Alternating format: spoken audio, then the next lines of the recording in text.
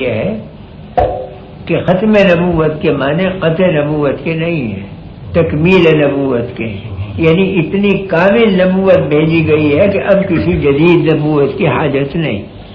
اور یہ بالکل ایسا ہے کہ جیسے رات کو ستارے نکلے، کروڑوں ستارے نکل آئے، چاند بھی نکلا مگر دن نہیں ہوا، سارے روشنی پھیلا رہے ہیں، جگمگا رہے ہیں مگر دن نہیں۔ آفتاب کی ذرا سی کرن چمکی اور ستارے غائب۔ تو اگر آفتاب یوں کہے کہ انا خاتم النور، میں ہوں نور کو ختم کرنے والا، اس کا مطلب یہ ہے کہ میں کامل نور لے کے آؤں، اب ستاروں کی نہیں چلے گی، ان کا نور مدغم ہو جائے گا میرے اندر۔ تو حضور نے جو دعویٰ فرمایا کہ میں خاتم النبیین ہوں، تو ختم نبوت کے معنی قطع نبوت کے نہیں ہیں بلکہ کمال نبوت کے ہیں کہ اتنا آفتاب نبوت تیز روشنی لے کر آیا کہ اب کسی ستارے کا نور کافی نہیں ہوگا بلکہ مندھم پڑ جائیں گے، سب کے نور مدغم ہو جائیں گے اس میں۔ تو جب آفتاب نکلتا ہے تو یعنی کہ ستاروں کا نور ختم ہو جاتا ہے، اس آفتاب کے اندر مدغم ہو جاتا ہے۔ اسلام آیا تو جتنے مذاہب کے حق انوار سے وہ سب اسلام میں سموئے گئے، جامع ہے مذاہب کا اسلام۔ اسی واسطے قرآن کریم نے اپنی شان یعنی بیان کی کہ میں پچھلے مذاہب کو رد کرنے کے لیے آؤں، وہ مہیمن علیہ، میں ان کی حفاظت کے لیے آؤں، جتنا اس میں حق حصہ ہے وہ میں نے لے لیا، جتنا قوموں نے خلط مل کر دیا تھا اس کو رد کر دیا، وہ نکال دیا۔ تو جتنی بھی خوبیاں تھیں وہ اسلام میں جمع ہو گئیں۔ تو نبوت جامع النبوات ہے، اسلامی شریعت جامع الشرائع ہے، اسلامی کتاب قرآن جامع الکتب ہے۔ اسی بات سے فرمایا گیا کہ وَإِنَّهُ لَفِي زُبُرِ الْأَوَّلِينَ، پچھلوں کی کتابوں میں اسی قرآن کا نور کام کر رہا تھا، عنوانوں کا فرق تھا، یہی احکام تھے ہدایت کے ان میں بھی، اور آگے کے لیے تو پھر قرآنی۔ تو ایک ذات بابرکات ایسی بھیج دی گئی کہ اگلوں کو بھی فیض پہنچا اور پچھلوں کو بھی فیض پہنچا۔ پچھلوں کی طرف نورانیت بڑھی تو انبیاء بنتے چلے گئے، اگلوں کی طرف بڑھی تو اولیاء بنتے چلے گئے، ہے ایک ہی نور کا فیض سب جگہ۔ اس پہ مجھے ایک حکایت یاد آ گئی کہ بعض اہل اللہ نے کچھ خواب یا نیم کشف، اس میں دیکھا کہ دربار ہے نبی کریم صلی اللہ علیہ وسلم کا، آپ کے دائیں بازو پر تمام انبیاء جمع ہیں اور بائیں بازو پر اس امت کے سارے علماء جمع ہیں، اور دربار مکمل ہے بالکل، اور سب مراقب اور گردن جھکائے ہوئے بیٹھے ہیں۔ تو موسیٰ علیہ السلام کھڑے ہوئے انبیاء کی جماعت سے اور کیا کہ یا رسول اللہ یہ حدیث آپ ہی کی ہے کہ علماء امتی کا انبیاء بنی اسرائیل، میری امت کے علماء ایسے ہوں گے جیسے بنی اسرائیل کے پیغمبر ہوتے ہیں۔ تو موسیٰ علیہ السلام کو یہ خلجان تھا کہ کہاں نبی کہاں امتی کے نسبت خاکرہ بعالم پاک، امتی کو یہ کہنا کہ وہ مشابہ نبی کے سمجھ میں نہیں آئی، تو اس لیے عرض کیا کہ یا رسول اللہ یہ آپ ہی کی حدیث ہے کہ میری امت کے علماء انبیاء بنی اسرائیل کی طرح ہوں گے؟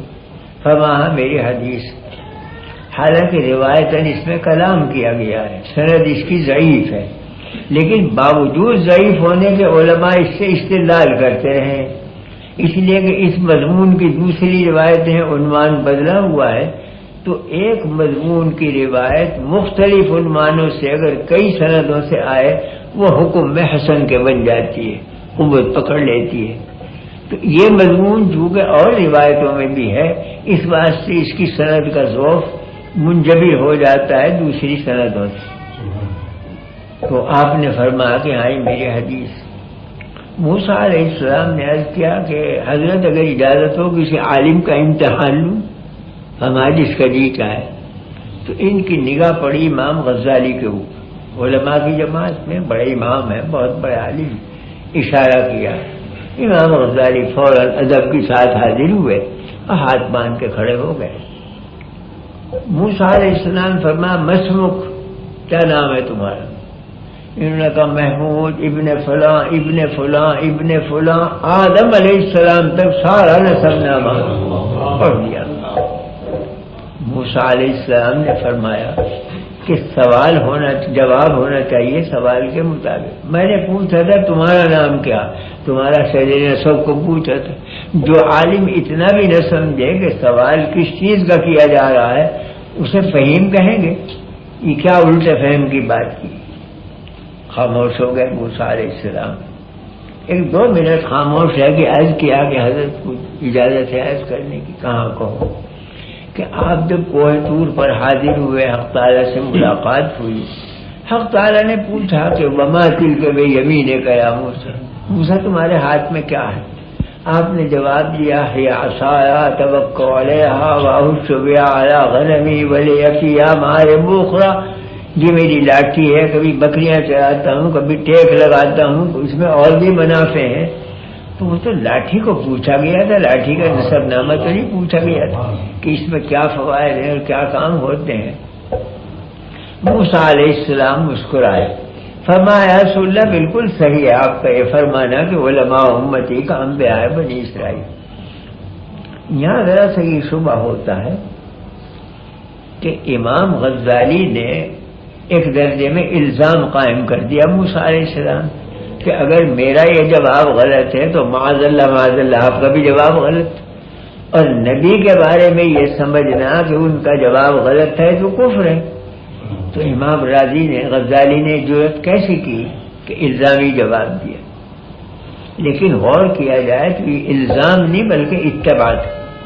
اس کا حاصل یہ تھا کہ جب آپ کوہ طور پر گئے اور اللہ تعالیٰ نے پوچھا ہاتھ میں کیا ہے، تو محبوب حقیقی سامنے ہے اور عاشق حقیقی سامنے ہے۔ عاشق یہ چاہتا ہے کہ جتنی دیر لگے، جتنی ہم کلامی کا شرف ہو، لوٹ لو اسے۔ میری کہاں ایسی قسمت کہ اللہ میرے سامنے ہو، بندہ حاضر ہو، کلام ہو رہا ہو، جتنا طول دو کلام کو تو میرے لیے سعادت ہی سعادت ہے۔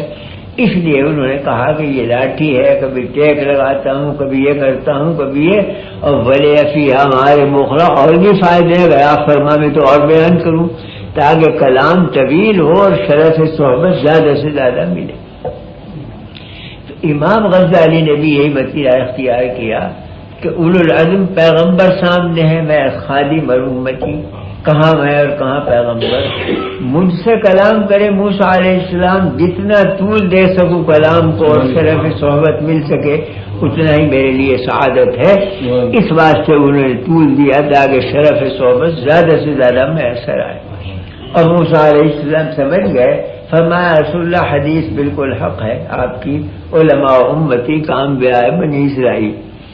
تو بہرحال اس امت کو چونکہ خاتم الامت کہا گیا ہے، اور قرآن چونکہ آخر الکتب ہے اور نبی آخر الزماں ہے، اس لیے ایک ہی نبوت کافی ہوگی۔ جب آفتاب نکل آتا ہے تو مغرب تک صرف آفتاب کافی ہوتا ہے، کوئی ستارہ جم نہیں سکتا سامنے آ کے، اور جب رات آئے گی تو وہ قیامت کی صبح ہوگی، اس میں پھر ضرورت نہیں دین کی، وہ ختم ہو جائے گا، دین بھی دنیائی ساری ختم ہو جائے گی۔ تو یہی امت چلنے والی ہے اخیر تک۔ اس لیے جو کام انبیاء کرتے تھے وہ علماء کے سپورٹ کیا گیا۔ اس سے کوئی اس امت کی فضیلت معلوم ہوئی کہ ہیں تو علماء مگر کام وہ کیا جو نبیوں کا ہوتا